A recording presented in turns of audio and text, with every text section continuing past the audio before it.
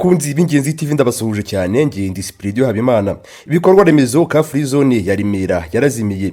Uko bucya bukira higwa imishinga myinshi. Hari imishinga yigwa ikazamura abanyarwanda igateza imbere u Rwanda kuko itanga akazi ku batagafite ikinjiza amafaranga igatanga n'umusoro. Ubu turi muri ka Free Zone ya Remera mu karere ka Gasabo ho mu mujyi wa Kigali. Bwo hatangizwaga umushinga wa ka Free Zone haba mu mujyi hagafungwa umuhanda wanyuraga igice cyo kuri banki ya Kigali, umujyi wa Kigali ukagera aho Radio Rwanda. Habayeho n'indi ka Free Zone ya Biryogo hasorizwa i Remera. Ubu rero haribazwa impamvu ka Free Zone ya Remera yo yazimye ikaba itagikora. Ka Free Zone yo mu mujyi hashyizwemo udutebe abashomeri bicaramo nayo ikindi gice cyashyiriweho abafotora. Ka Free Zone ya Biryogo yo iracyadandaza ibiryo, icyayi na TV. Ikivugwa nuko ka Free Zone ya Remera yo yacuruzaga inzoga zisembuye, wahageraga akahicira inyota guhava byaragoranaga cyane ko kenshi wasangaga higanjemo urubyiruko, abakobwa babyaye bakabibanira n'abana babo bigasorezwa ku bagabo n'abagore bashenye ingo babonye gatanya iherekezwe na kashe mpuruza.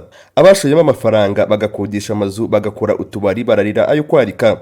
Abahafite amazu bafashe inguzanyo ngo bavugurure bubake ibigendanye na ka Free Zone nabo bararira ayo kwarika kuko banki zigiye kubatereza cyamunara. Umwe ku wundi bavuga ko umushinga wa ka Free Zone ya Remera wateye igihombo aho guteza imbere wayishoyemo amafaranga agamije kunguka.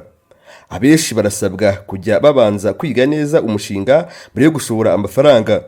Umujyi wa Kigali utangiza ka Free Zone wumvaga hazabaho uburyo buzorohiriza abashoramo imari, ariko abashoyemo bose bararira yo kwarika.